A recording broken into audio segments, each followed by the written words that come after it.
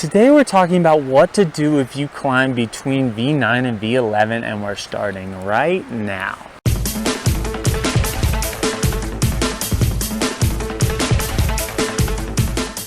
If you guys like climbing hard stuff, consider subscribing because that's all I talk about.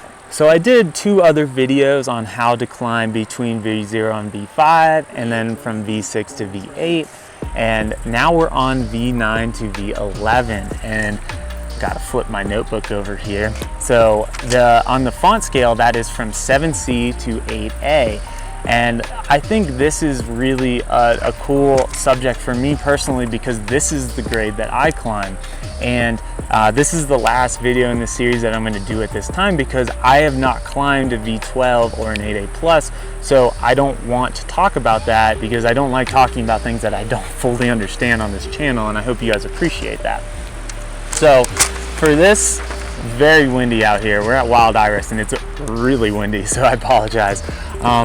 So for this, we're going to be doing some training specific days because I think that's really important at this point, because you've probably figured out a lot of the more advanced climbing techniques and you have a lot of experience. I'm assuming that it's taking you over 2 years or so in your climbing to get to this point.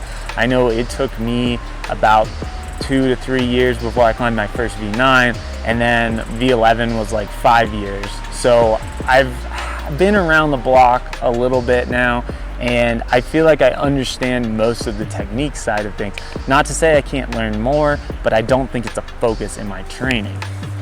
So for this, we want to do shorter warm-ups in our sessions, maybe 30 minutes on the wall, and then we do want to incorporate some limit bouldering in there if we can, but it's not a requirement depending on what phase of your training you're in.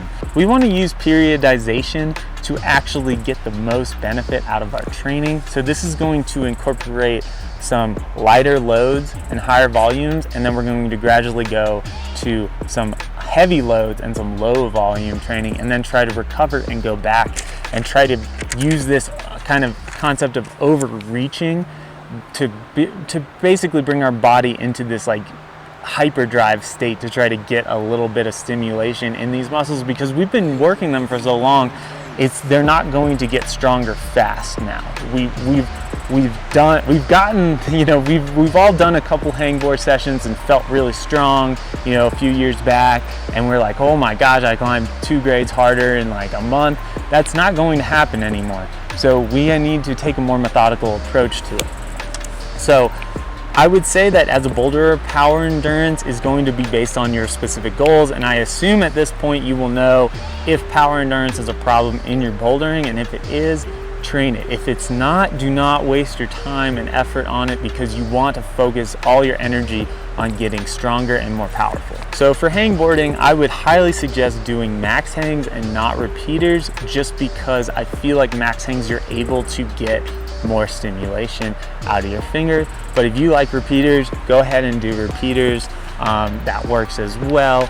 I think max hangs are more realistic to bouldering because usually boulders have 1 or 2 crux moves on 1 or 2 really bad holds, and that you might be on that hold for 7 to 10 seconds. So I feel like if you're doing those types of training, you are really setting yourself up good for bouldering. I would do that about 2 times a week, except when you're in your overreaching kind of phase of your climbing, where you might want to do it a little more than that, but obviously be careful. The other thing you want to do is campusing. I would suggest doing max campuses where you try to do as much as you can. Like obviously the goal would be to do a 159, but a lot of the times what I'll do is just do 1 to, like, I think I can do 1 to 6 and then I'll match. And that I've found to be really useful. And then ladders, you can skip them and all kinds of good stuff, and I'll go into that more in detail later. And if you want me to do something specific, leave me a comment down below, and I'd love to make a video dedicated to that comment that you make. Something else that you need to focus on is your core. I know I'm a taller climber and my core is a weak point of mine. So I've made my core a priority in my training, and I've seen giant boosts in strength from that. So focus on that, and remember, it's core strength not 6-minute ab. I want to get ripped abs, core endurance type of stuff. It's core strength, and I have a video dedicated to that. Go ahead and check that out and do that workout. I highly suggest it. It'll kick your butt. So enjoy.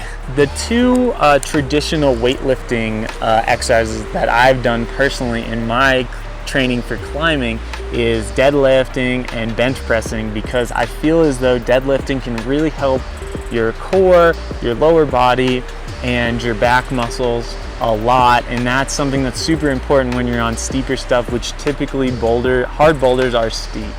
And the second thing that I do is bench press, because I feel like, you know, sometimes those compression climbs can be a bit more intense than we get in our normal everyday climbing routine. So I think doing heavy bench press is really good for building up those pec muscles and some of your lesser used muscles in your arms, and getting those strong for those lesser done moves like a Gaston, where you're using a lot of your tricep. That's not something that we get when we pull down. So that's something you're gonna get in that compound bench movement. So I highly suggest those two compound exercises. Another thing that I like to do is work on my lock-off strength, and the way I like to do this is doing really heavy weighted pull-ups. And I'm talking 5 reps or less, like you're failing at 5 reps or less, ultimately going to where you're doing 1 rep with a lot of weight hanging off your waist. So I feel like that's really helps you get a lot of shoulder stability, a lot of control, and really strong lock-off strength.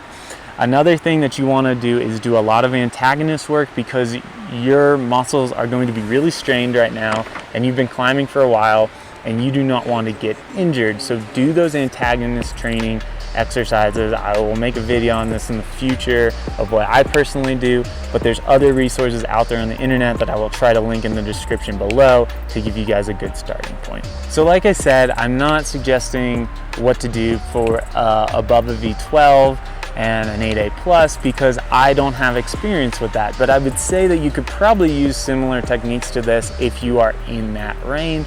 And when I do get to that point, which I really hope to at some point, I will make a video on that. But I do not like to talk about things that I don't 100% understand and know about, and I hope you guys appreciate that. So guys, make sure to check out my Discord server. That's a place where we can talk about all kinds of things with climbing, and we can share knowledge between both myself and my other subscribers. So please check out that link in the description below.